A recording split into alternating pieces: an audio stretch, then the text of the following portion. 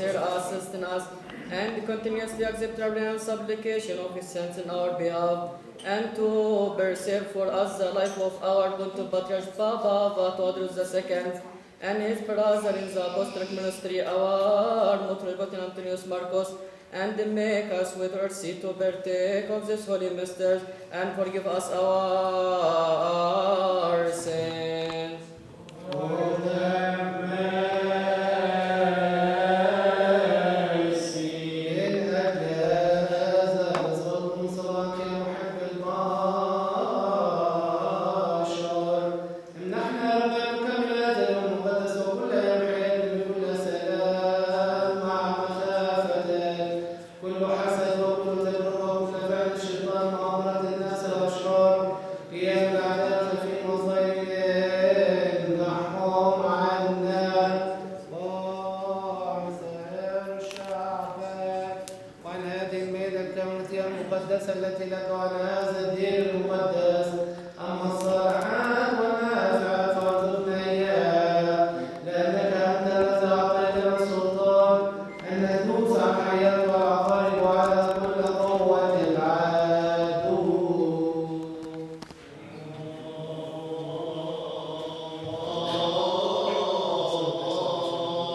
بارك قدس المسيح ابن الله وعلى الكنيسة وعقيدك آبائي وأخوات وضعف ارزقنا رحمتك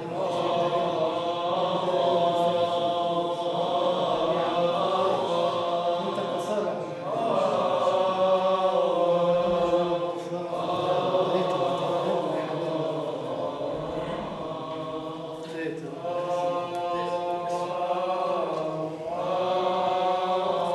خطيت سامحني خطيت حلو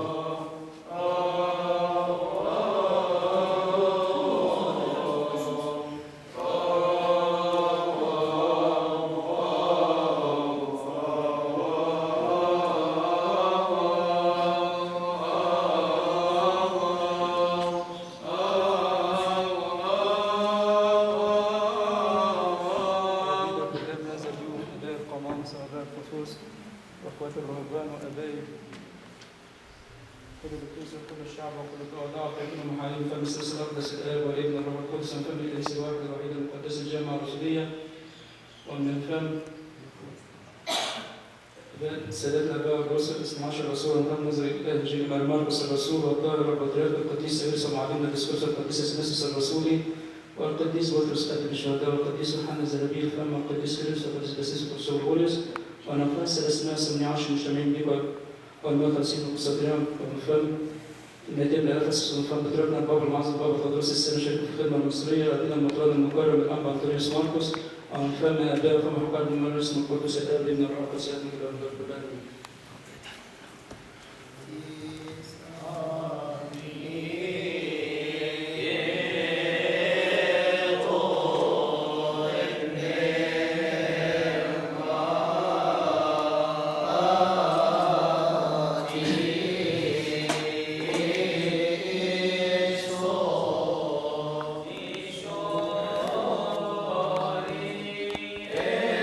No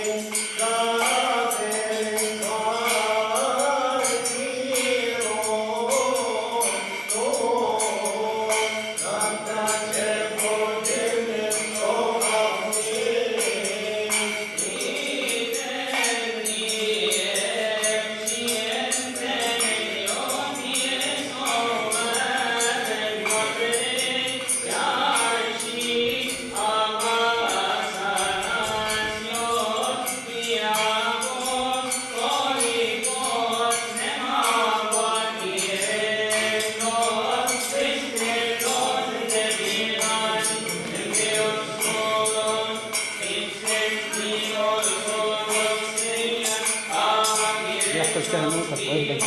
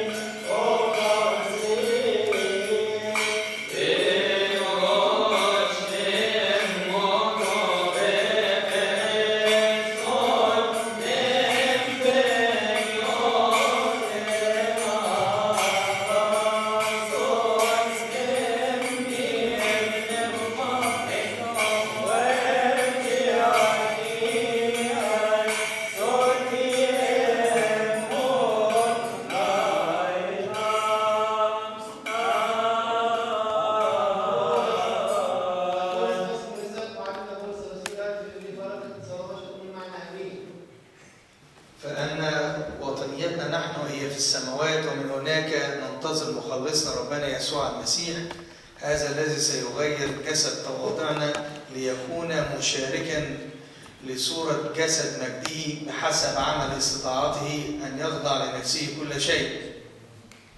إذن يا أخوتي الأحباء والمحبوبين، يا فرحي وإكليلي، اثبتوا هكذا في الرب أيها الأحباء. أطلب إلى أفودية وأطلب إلى سنتيخي أن تفتكر في هذا بعينيه في الرب.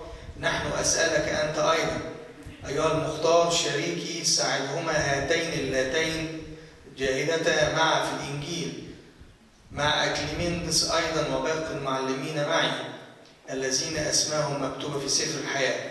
افرحوا في الرب كل حين، وأقول أيضا افرحوا ليظهر حلمكم لجميع الناس. الرب قريب، لا تهتموا بشيء بل في كل شيء بالصلاة والدعاء مع الشكر لتعلم طلباتكم لدى الله، وسلام الله الذي يفوق كل عقل يحفظ قلوبكم وأفكاركم في المسيح يسوع. أخيرا يا أخوتي، كل ما هو حق، كل ما هو جليل، كل ما هو عادل، كل ما هو طاهر، كل شيء بمحبة، كل شيء بحسن صيت، ما فيه فضيلة أو ما فيه كرامة، ففي هذه افتكروا، هذه هي التي تعلمتموها وتسلمتموها وسمعتموها ونظرتموها فيه، فهذه افعلوها، وإله السلام يكون معكم. نعمة الله الآب فلتحل على أرواحنا يا آباء وأخواتي آمين.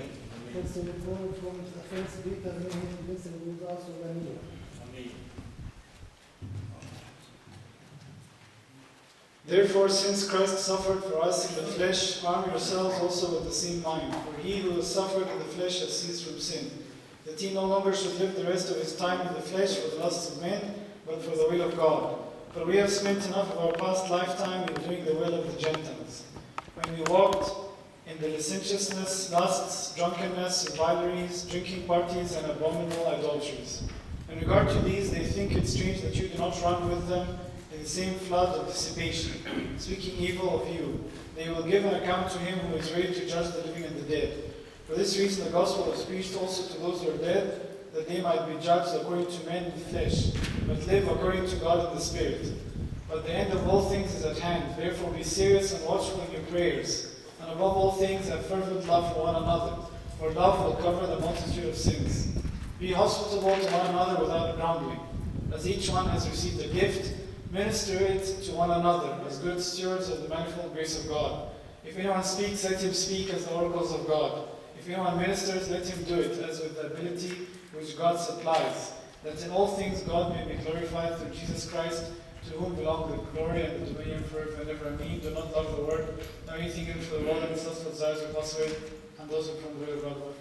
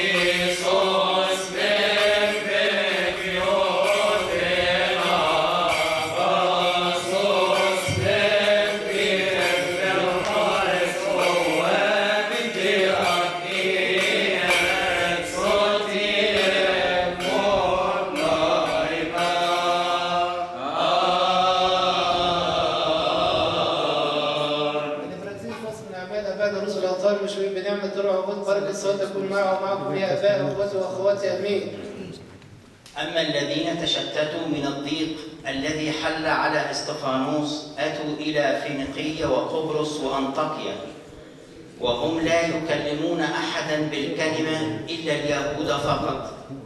وكان منهم قوم قبرصيون وقيروانيون. هؤلاء الذين لما دخلوا أنطاكيا كانوا يتكلمون مع اليونانيين كارثين بالرب يسوع، وكانت يد الرب معهم، فآمن جمع كثير ورجعوا إلى الرب. فبلغ القول عنهم إلى آذان الكنيسة التي في أورشليم، فأرسلوا برنابا إلى أنطاكيا. هذا لما أتى ورأى نعمة الله فرح، وكان يعزي الجميع أن يثبتوا في الرب بعزم القلب، لأنه كان رجلا صالحا وممتلئا من الروح القدس والإيمان. فانضم إلى الرب جمع عظيم. ثم خرج إلى طرسوس ليطلب شاول، ولما وجده جاء به إلى أنطاكيا.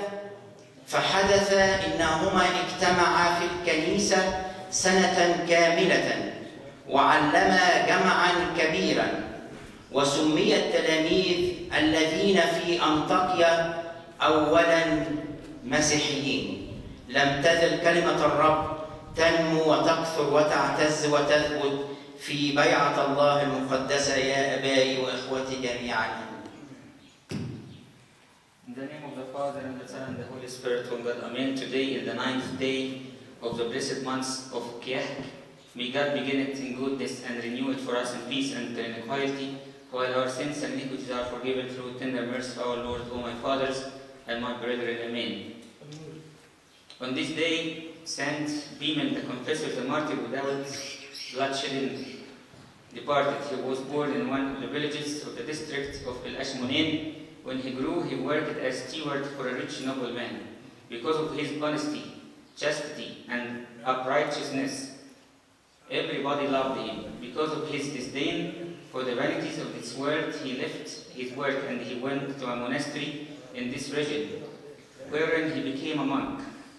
When the rich man, his former employer, knew about it, he went to him and asked him to come back to his job, but he refused. The saint went on with his fervent worship and asceticism. He longed to become a martyr. So he went to Ancena and found many Christians being tortured for the name of Christ.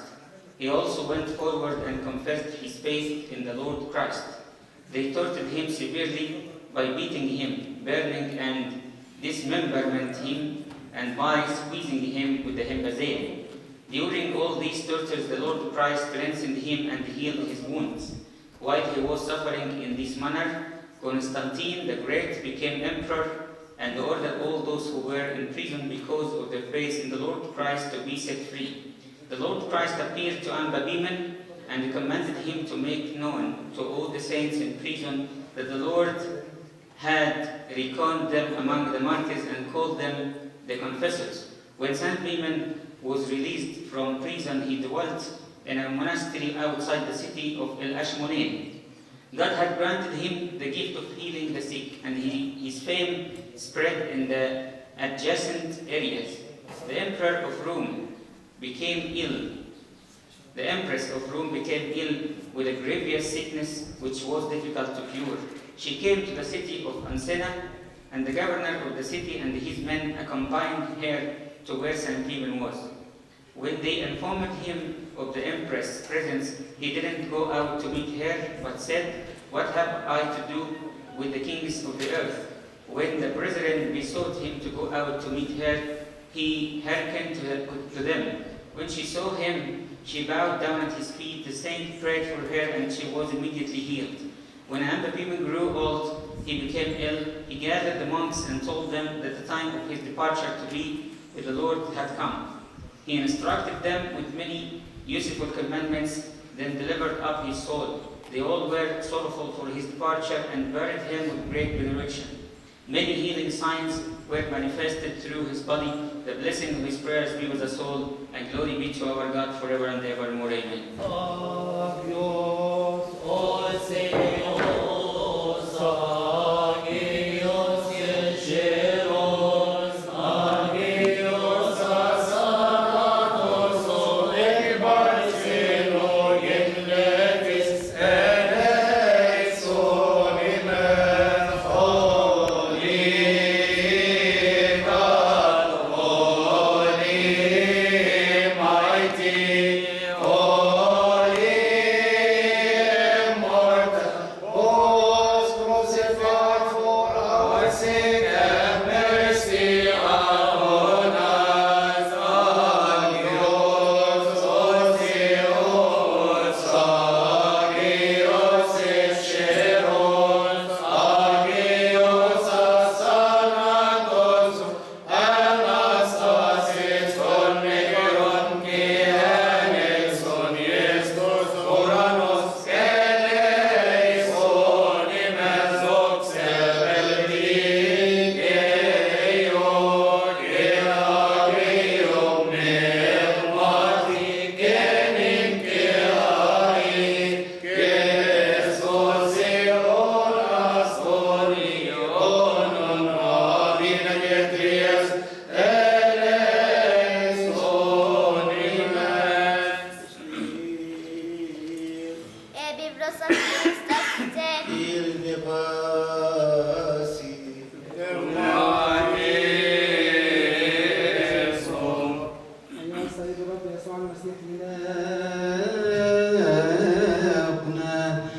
الذي خاطب التلاميذ والقديسين ورسل الأطهار المكرمين قائلا إن أنبياء أبرارا كثيرين يشتهون يروا ما أنتم ترون ولم يروا، وأن يسمعوا ما أنتم تسمعون ولم يسمعوا ما أنتم فطوبى لعيونكم لأنها تبصر ولآذانكم لأنها تسمع، فلنستحق أن نسمع ونعمل بإنجيلك المقدس بطلبات قديسين. صلوا من أجل الإنجيل المقدس. واذكر أيضا يا سيدنا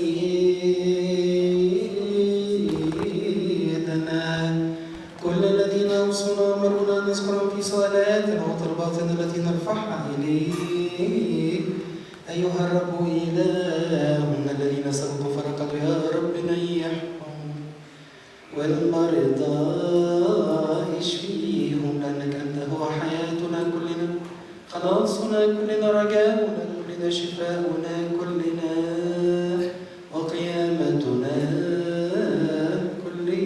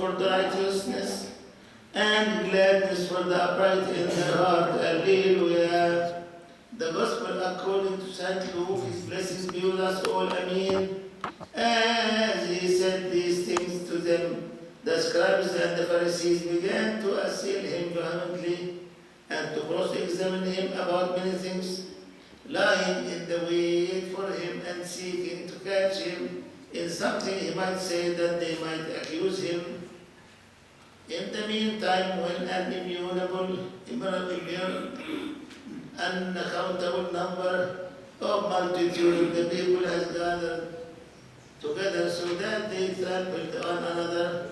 He began to say to his disciples first, beware of the leaven of the Pharisees, which is hypocrisy, for there is nothing, for there is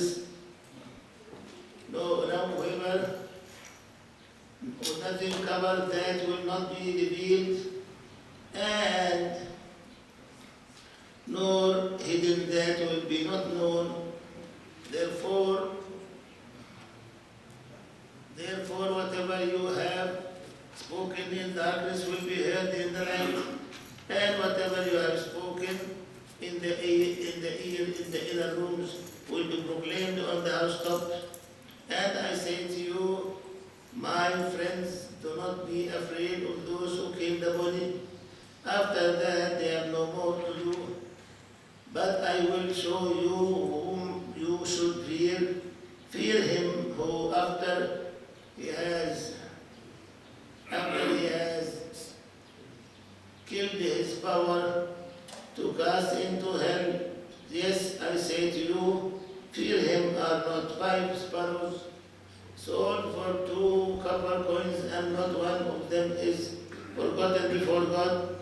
But he but the very hairs of your head are all numbers. Do not fear, therefore you are of more valuable than many sparrows.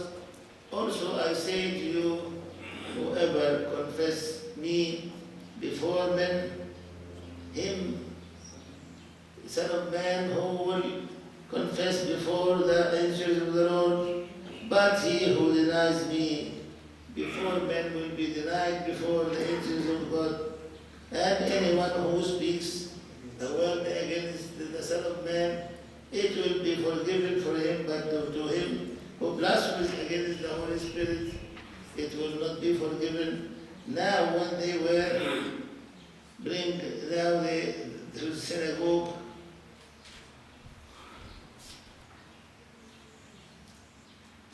and magistrates and authorities do not worry about whom are you should answer, or you should say, for the Holy Spirit will teach you in that very hour what you ought to say. Glory be to God forever. مزامير تراتيل معلمنا داود النبي والملك بركاته على جميع الآمين. كثيرة هي أحسان الصديقين ومن جميعها ينجيهم الرب، والصديقون يفرحون ويتهللون أمام الله ويتنعمون بالسرور.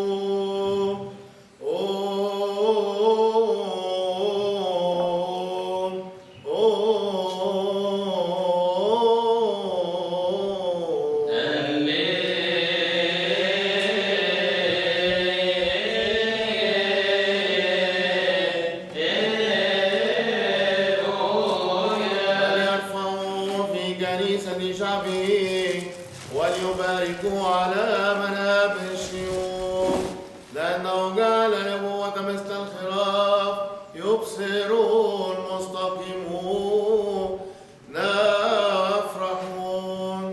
أقسم الرب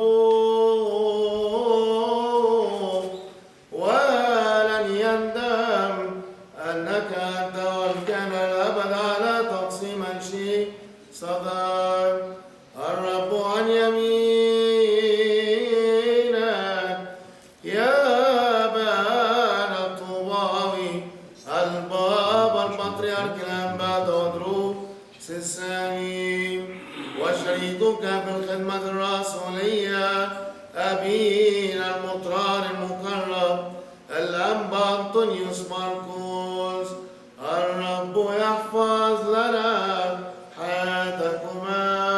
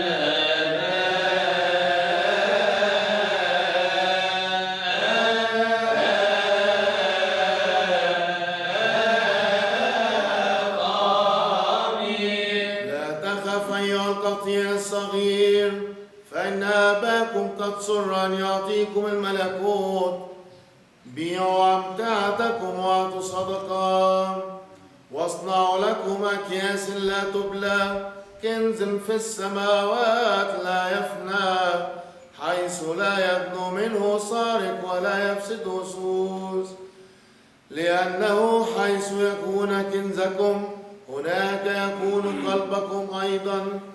لتكن أحقاكم منطقة ومصابيحكم موقدا، وأنتم أيضا تشبهون أناسا ينتظرون سيدهم متى يرجع من العرس، حتى إذا جاء وقرأ يفتحون له للوقت. طوبى لأولئك العبيد الذين إذا جاء سيدهم يجدهم سائرين.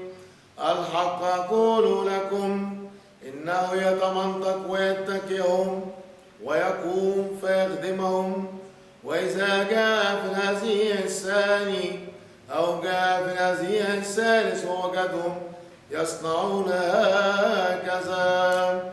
فطوبى لأولئك العبيد. وهذا اعلموا إنه لو كان رب البيت يعلم في أي ساعة يأتي السارق لكان يسهر ولم يدع بيته ينقى. فكونوا أنتم أيضا مستعدين، فإنه في ساعة لا تعرفونها يأتي ابن الإنسان. فقال بطرس: يا رب، هل أنا قلت هذا المثل أم قلته للجميع؟ فقال الرب: من هو ترى الوكيل الحكيم الأمين الذي يقيمه سيد على عبيده وليعطيه طعامه في حينه. طوبى لذلك العبد الذي إذا جاء سيده يجده يفعل هكذا. حقا أقول لكم إنه يقيمه على جميع أمواله.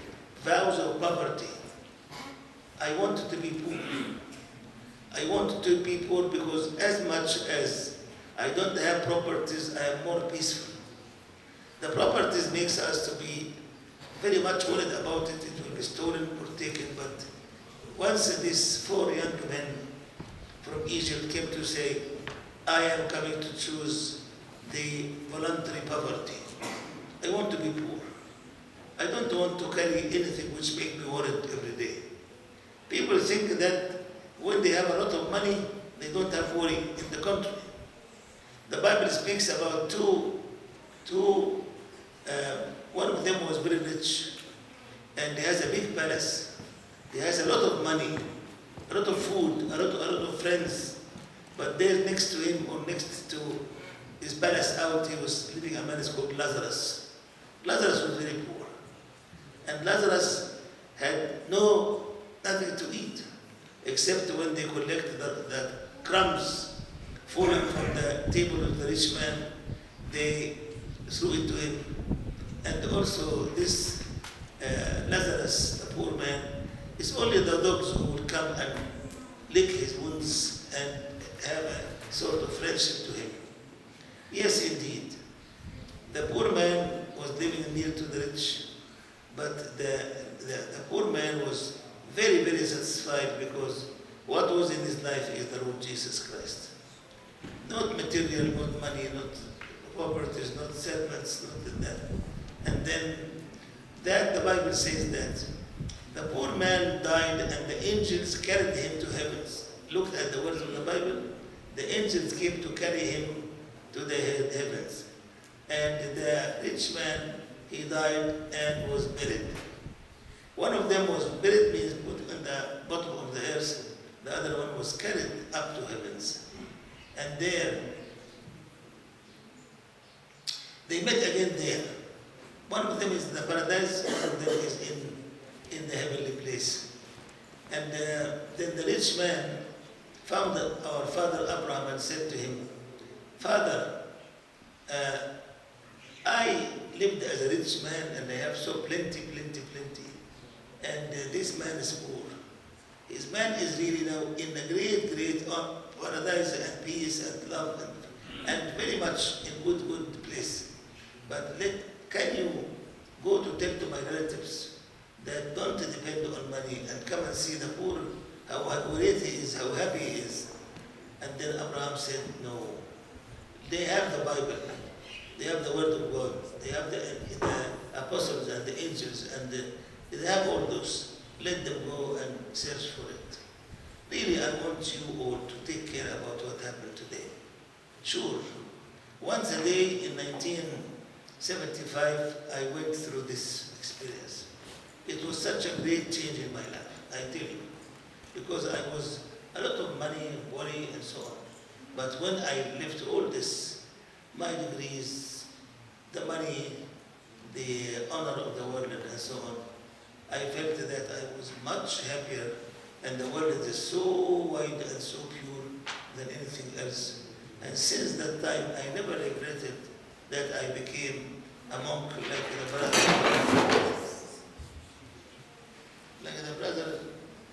brothers who took the monastic order today.